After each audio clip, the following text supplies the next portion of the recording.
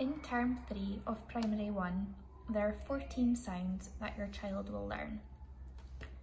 F, O, B, A, H, W, J, V, Y, X, Z, Q, Sh, and F.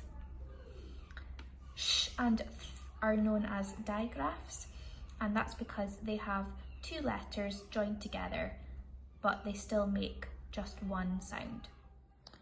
In Primary 1, when we are introducing letter formations and handwriting, we often speak about mud letters, grass letters, and sky letters. So as you can see, these sounds here are what we call grass letters, and that's because they sit in the grass. They don't come up into the sky and they don't go down into the mud. And this is how we form them. So for an O, we do our lead in, go round, back the way we came, and join back up. For an A, we lead in, we come up, down and round, back up again, down and flick. For the W, we do our lead in, we slope down, we slope back up, we slope down again and back up. For the V, we lead in, we slope down and we slope back up. For the Z, we do our lead in, come straight across, we slope down and we go straight back across. And for the X, we lead in, we slope down, take our pencil off the paper and slope back up. These four sounds here are what we call mud sounds because they come down into the mud. This is how we form them.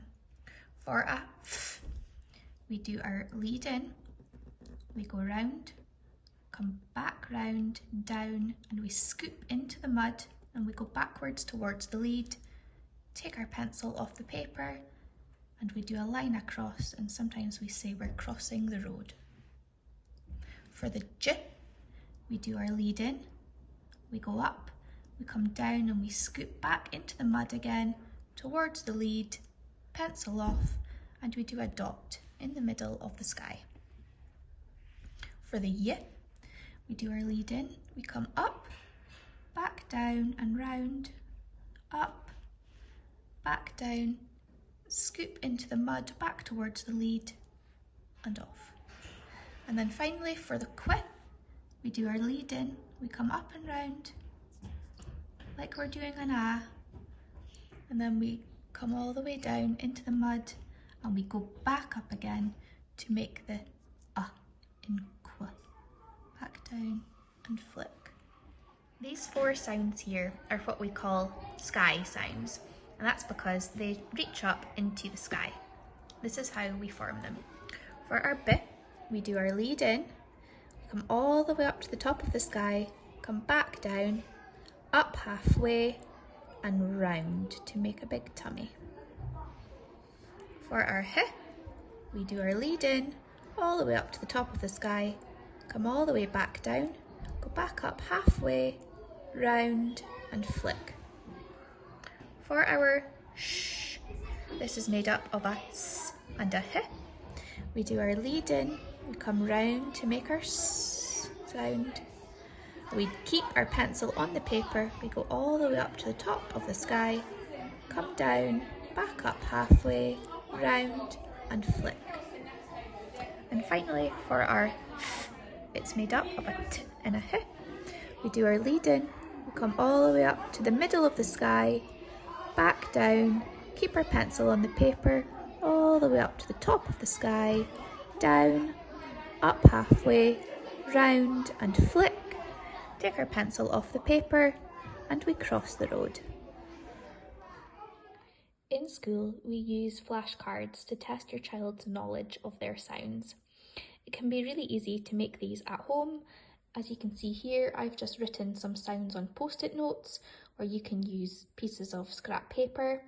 With that, you can then make games like Snap or Pairs, and this is just a great way to reinforce your child's recognition of the letter. If they're really struggling to recognise or remember which letter it is and the sound it makes, it's really helpful to do the action for them with this leaflet that you got given in Term 1's homework pack. There are many different ways that you can practice helping your child write their letters at home. You can do as I showed you in the video, which is write it in a highlighter pen and get your child to practice writing over it with a pen or a pencil. If you do decide to do this, please ensure that your children are forming their letters correctly and starting with the lead and forming it the way that I showed you in the videos. They can also practice forming their letters with Play-Doh, Lego, pasta, pom-poms, any loose parts that you have lying around at home.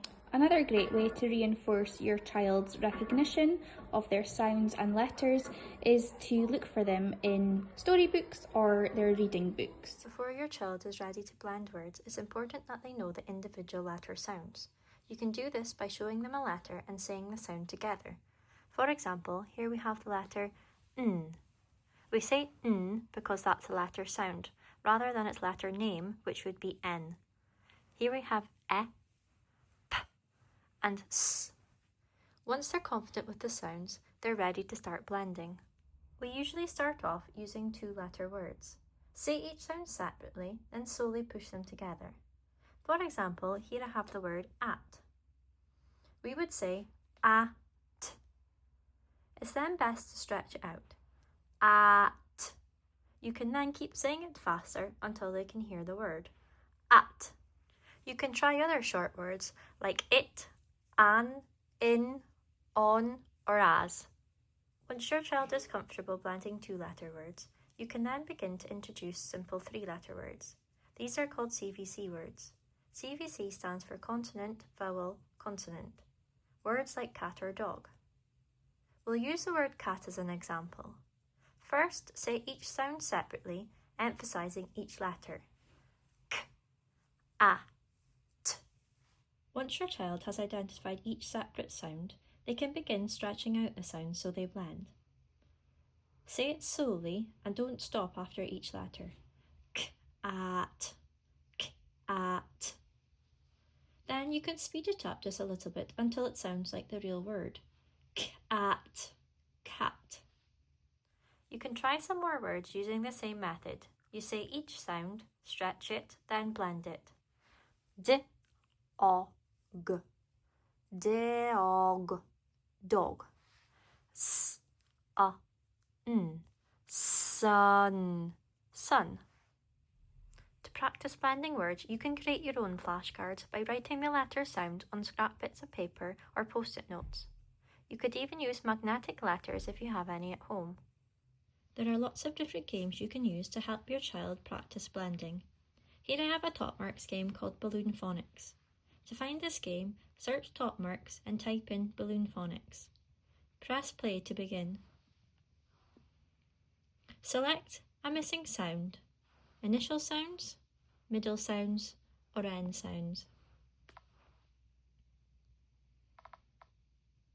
Cup. Choose the correct letter to complete the word.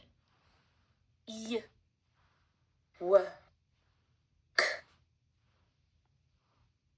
That's right. Cup. Pan. G. P. D.